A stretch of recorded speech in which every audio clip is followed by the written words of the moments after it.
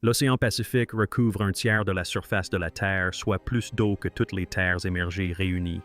Et dispersée sur ces îles séparées par des milliers de kilomètres d'océan, vit une seule et même famille culturelle, la première à s'y être installée. La manière dont ils ont réussi cela a fasciné explorateurs érudits et scientifiques pendant des siècles. Chaque réponse engendrait une nouvelle contradiction. La théorie dominante pointait dans une direction. L'archéologie indiquait globalement la même chose. Et pourtant, quelque chose clochait. Un signal génétique persistant. Une ascendance que le modèle standard ne pouvait expliquer clairement. Puis l'ADN ancien est entré en scène. Ces révélations n'ont pas simplement affiné la théorie existante, elles en ont bouleversé une partie. Les ancêtres de chaque Hawaïenne, de chaque habitant de Maui, de chaque insulaire de Pâques ne provenaient pas de l'endroit où le modèle dominant les situait. L'océan a gardé ce secret pendant très longtemps. Pour comprendre ce que l'ADN a remis en question, il faut d'abord comprendre ce que ces personnes ont réellement fait. Le Pacifique n'est pas simplement vaste. Vaste est un terme totalement inapproprié. Le Pacifique est insaisissable à l'instar du temps géologique. L'esprit accepte ce chiffre sans jamais en saisir pleinement l'échelle.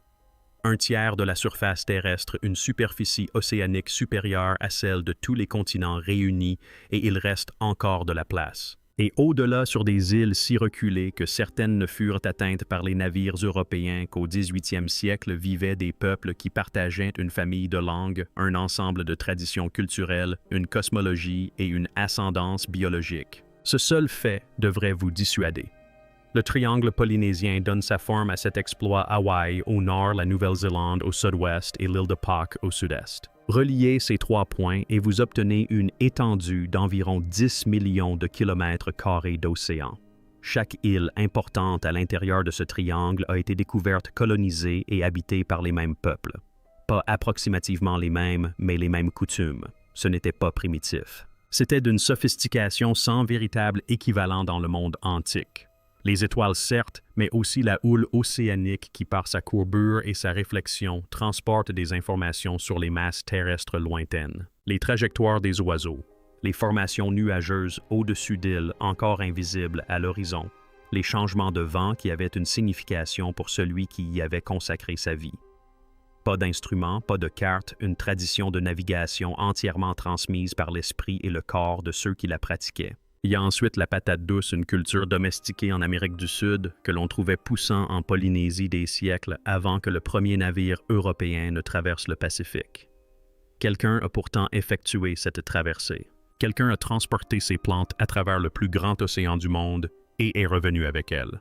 La question de savoir qui et dans quelle direction allait alimenter le débat sur leurs origines pendant des générations. Autrement dit, ce que les Polynésiens ont bâti n'était pas une civilisation limitée par la géographie. C'était une civilisation qui considérait la plus grande barrière géographique de la planète comme une voie de passage. Le débat sur l'origine des Polynésiens est presque aussi ancien que le moment où les Européens les ont rencontrés pour la première fois et ont réalisé avec une grande perplexité que ce même peuple semblait être partout.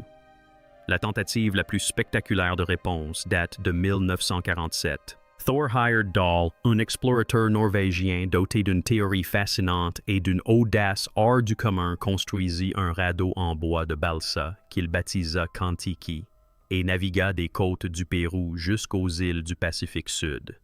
Il y parvint. Le voyage fut authentique, la navigation bien réelle, et la conclusion qu'il en tira était presque entièrement erronée. Les Polynésiens affirmaient Heyerdahl était originaire d'Amérique du Sud. Les courants océaniques allaient dans la bonne direction. La patate douce était de sa preuve. La communauté scientifique dans son ensemble restait sceptique et les décennies suivantes de recherche en linguistique, en archéologie et en génétique lui donneraient raison. Le modèle dominant qui le remplaça orientait les choses dans une direction diamétralement opposée d'ouest en est et non d'est en ouest. L'expansion aranésienne, comme on l'appela par la suite, faisait remonter les origines polynésiennes à travers l'Asie du Sud-Est insulaire jusqu'à Taïwan, en passant par les Philippines, l'Indonésie, la Mélanésie et finalement jusqu'au Pacifique lointain. L'analyse linguistique l'a confirmé. La culture Lepita, une tradition potière distinctive apparue dans le Pacifique occidental il y a environ 3 000 ans, l'a également étayé. Longtemps, ce modèle a prévalu, mais il présentait un problème persistant, la présence continue de traces génétiques et culturelles de Mélanésie, notamment de populations apparentées à celles de Papouasie-Nouvelle-Guinée dans l'ADN polynésien. Il ne s'agissait pas d'une trace marginale, mais d'une trace substantielle qui s'intégrait mal à un modèle considérant la Mélanésie comme un simple corridor de passage pour les ancêtres des Polynésiens plutôt que comme un lieu où s'était réellement produit un événement fondateur. Les chercheurs ont débattu de la signification de ce signal. S'agissait-il d'un contact fortuit le long d'une route migratoire ou de quelque chose de plus significatif? Faute de preuves biologiques précises, aucun des deux camps n'a pu trancher. Les formes des poteries et les arbres linguistiques sont des outils précieux, mais ils ne sauraient se substituer à la biologie. Cela allait changer. L'ADN ancien a bouleversé le champ des connaissances non pas progressivement ni de manière marginale, mais en redéfinissant entièrement la question. Des chercheurs ont extrait du matériel génétique de restes squelettiques provenant de tout le Pacifique, y compris d'individus issus d'anciens sites funéraires polynésiens, et ont séquencé ce qu'ils ont trouvé en le comparant au paysage plus large de la génétique des populations humaines. Les résultats obtenus ne se sont pas limités à une simple confirmation du modèle existant. Ils se sont révélés bien plus intéressants. Le signal aranésien est bel et bien réel. L'ascendance première des populations polynésiennes remonte effectivement à l'Asie du Sud-Est insulaire, conformément à l'hypothèse d'une origine taïwanaise longtemps étayée par la linguistique et la céramique Lepita. Cette partie du modèle établi a résisté à l'examen génétique. Mais l'ascendance mélanésienne, ce signal qui avait toujours semblé déplacé au sein du modèle standard, s'est avéré bien plus significative que ne le laissait supposer la théorie du corridor. Il ne s'agit pas d'une simple trace ni d'un bruit de fond accumulé lors de contacts fortuits le long d'une route migratoire. Il s'agit d'un apport fondateur ancien et structuré issu de peuples apparentés aux Papous. Surtout, les données génétiques ne suggèrent pas une arrivée progressive. Les preuves indiquent un événement de métissage spécifique relativement concentré dans le temps, ayant produit une population fondatrice qui portait déjà les deux ancêtres avant le début du peuplement de la Polynésie lointaine. La question de la patate douce trouve également une réponse, et celle-ci aurait considérablement frustré les plus grands. L'analyse ADN de la plante confirme des contacts pré-européens entre la Polynésie et l'Amérique du Sud. Cependant, le mouvement s'est fait des Polynésiens vers l'extérieur et non l'inverse. Les navigateurs qui ont traversé les mers jusqu'aux Amériques et rapporté cette culture étaient polynésiens. Le radeau de Heyerdahl Dahl a prouvé que le courant pouvait vous emporter vers l'ouest. Il n'a rien prouvé quant à l'identité des personnes ayant effectué ce voyage.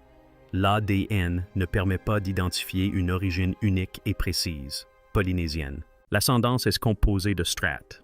Elle constitue l'enregistrement biologique de populations distinctes dont les histoires se sont croisées en un lieu et à un moment précis produisant quelque chose de nouveau, quelque chose qui allait ensuite s'étendre sur 10 millions de kilomètres carrés d'océan ouvert. La question suivante soulevée par la génétique était celle du lieu précis de cette intersection. La génétique ne se contente pas de décrire les événements. Avec suffisamment de précision, elle indique le lieu. Et ce lieu, dans ce cas précis, est le détail qui discrètement déconstruit la version de l'histoire communément admise. L'événement de métissage, le moment fondateur où des populations apparentées à l'aranésien et à la Papouasie se sont unis pour former le patrimoine génétique ancestral polynésien, orienté génétiquement ce phénomène vers l'Océanie. Les îles situées immédiatement à l'est de la Nouvelle-Guinée, l'archipel de Bismarck, les îles Salomon, une région à l'extrémité ouest du Pacifique, géographiquement proche de la Mélanésie, et très éloignée des vastes étendues océaniques que la Polynésie allait finalement occuper. Ce n'est pas là que le modèle standard situait l'action décisive. Le modèle reliant Taïwan à l'Océanie lointaine dans ses versions simplifiées considérait la Mélanésie comme une simple zone de passage, un lieu de migration pour les ancêtres des Polynésiens. L'analyse ADN remet fondamentalement en question cette vision. Les ancêtres des Polynésiens n'ont pas fait que traverser les environs de l'Océanie. Ils s'y sont installés. Ils se sont unis par mariage à des populations apparentées aux Papous qui vivaient sur ces îles depuis des dizaines de milliers d'années. Et ils ont propagé le fruit de cette rencontre vers l'est dans le Pacifique lorsque la grande expansion a finalement débuté. La culture Lepita, cette tradition céramique que l'archéologie a longtemps associée aux populations proto-polynésiennes, apparaît dans cette même région. Pendant des décennies, elle a servi de marqueur géographique sans explication biologique à ce qui s'était réellement passé. La génétique apporte désormais cette explication. Les populations qui fabriquaient la poterie de l'Epita dans l'archipel de Bismarck étaient déjà métissées. Ce métissage n'est pas un phénomène postérieur à l'Epita, il était inhérent à cette culture. En clair, cela signifie que les ancêtres de chaque Hawaïenne, de chaque Maori, de chaque habitant de Rapa Nui descendent en partie de populations dont les racines dans les îles proches de la Nouvelle-Guinée remontent non pas à des siècles mais à des dizaines de milliers d'années. Cet héritage a traversé le Pacifique.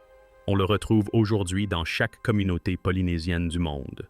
Le modèle classique n'était pas erroné en soi. Il était simplement incomplet dans un domaine qui s'est révélé d'une importance capitale. La génétique ne révèle pas seulement l'origine des Polynésiens. Elle renseigne aussi sur la manière dont l'expansion s'est déroulée. Et ce qu'elle révèle est presque aussi remarquable que leur technique de navigation. La diversité génétique au sein des populations polynésiennes est remarquablement faible et non pas légèrement réduite. Elle est véritablement mesurable et revêt une signification particulière en génétique des populations. Elle est la signature d'une expansion rapide à partir de petits groupes fondateurs, un phénomène appelé effet fondateur, et elle est inscrite dans l'ADN polynésien avec une clarté exceptionnelle. Chaque archipel a très probablement été peuplé par un petit nombre de pirogues transportant un petit nombre de personnes. Suffisamment nombreuses pour établir une population, transmettre une langue, un ensemble de compétences, une cosmologie, mais pas assez pour engendrer une diversité génétique significative. Il est important d'en examiner les implications. Chaque population polynésienne majeure répartie sur plus de 25 millions de kilomètres carrés d'océan descend de groupes fondateurs suffisamment petits pour tenir sur quelques embarcations. La direction de la colonisation apparaît désormais plus clairement d'ouest en est comme le décrivait le modèle actuel. Cependant, les données génétiques ne corroborent pas l'hypothèse d'une lente dérive. Les populations se sont progressivement étendues vers l'est sur plusieurs générations au gré de migrations accidentelles. Les phases de peuplement semblent rapides et délibérées, compatibles avec une navigation intentionnelle de la part de populations qui savaient plus ou moins ce qu'elles cherchaient et qui avaient les moyens de s'y rendre. L'horloge génétique confirme également une expansion tardive et remarquablement rapide vers la Polynésie lointaine. Les ancêtres des Hawaïens, des habitants de Maui et de l'île de Pâques semblent avoir atteint ces destinations à quelques siècles d'intervalle. À l'échelle géologique, presque simultanément, une civilisation qui n'existait pas dans le Pacifique central et oriental en 900 après Jésus-Christ l'avait colonisé vers 1300. Cette vitesse est incompatible avec un accident. Elle ne correspond pas à la signature de personnes ayant découvert des îles par hasard et y étant restées faute de pouvoir rentrer. L'ADN confirme ce que les données de navigation ont toujours suggéré, il s'agissait d'explorateurs délibérés. Ils sont partis en mer. Certains sont revenus puis sont allés plus loin. L'ADN n'a pas tout résolu. Les origines polynésiennes demeurent plurielles, complexes, réfractaires à une explication unique et simpliste qui apporterait une conclusion satisfaisante.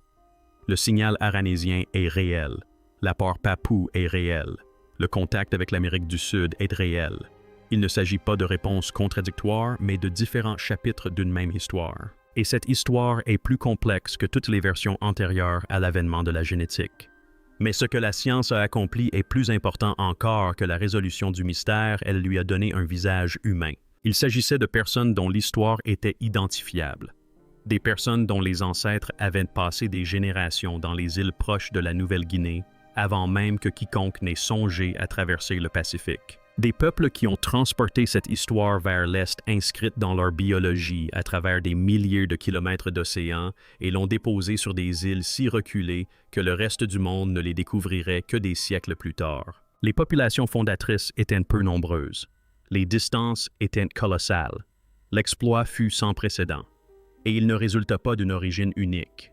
Il fut le fruit du métissage de populations se réunissant aux alentours de l'Océanie, donnant naissance à quelque chose de nouveau, puis faisant avec cette nouveauté ce qu'aucune autre civilisation n'avait tenté à une échelle comparable. Les descendants de ces populations fondatrices vivent aujourd'hui à Hawaï, à Aotearoa, à Rapa Nui, aux Samoa, aux Tonga et aux îles Cook. Ils portent dans leur ADN la trace biologique d'un voyage qui commença il y a des dizaines de milliers d'années dans les îles proches de la Nouvelle-Guinée, accéléré par un phénomène de fondation et de métissage que le modèle standard avait sous-estimé et qui culmina dans l'acte d'exploration délibéré le plus extraordinaire que le monde antique ait connu. Le Pacifique est toujours là, toujours immense, toujours la plus grande étendue contenue à la surface de la Terre. Pendant la majeure partie de l'histoire humaine, l'océan a gardé ses secrets avec une indifférence totale, ne livrant rien aux érudits et aux explorateurs qui tentaient de le déchiffrer. L'ADN ancien lui a donné la parole. Et ce que l'océan a révélé lorsqu'il s'est enfin exprimé, c'est que les peuples qui l'ont traversé étaient plus remarquables et venaient d'un monde bien plus complexe que quiconque ne l'avait imaginé. Les statues sculptées de l'île de Pâques sont toujours là silencieuses, tournées vers l'intérieur des terres dominant une île si isolée que la terre habitée la plus proche se trouve à plus de 1000 kilomètres. Pendant des siècles, elles sont restées sans explication. Une civilisation apparue ayant prospéré puis disparu, laissant derrière elle des monuments, mais aucun récit clair de l'origine de ces bâtisseurs ni de la manière dont ils y étaient parvenus. L'ADN n'a pas répondu à toutes les questions, mais il a répondu à celles qui comptaient le plus. Il ne s'agissait pas de voyageurs accidentels déroutés par les vents et ayant survécu par chance. C'étaient les descendants d'un peuple ancien et métissé, qui depuis des générations se préparait dans les îles proches de la Nouvelle-Guinée à une expansion que le reste du monde n'aurait pu imaginer. Ils partirent à la découverte de ce qui se trouvait au-delà de l'horizon. Ils le trouvèrent. Au sens biologique le plus littéral, l'océan qu'ils ont traversé est encore en eux.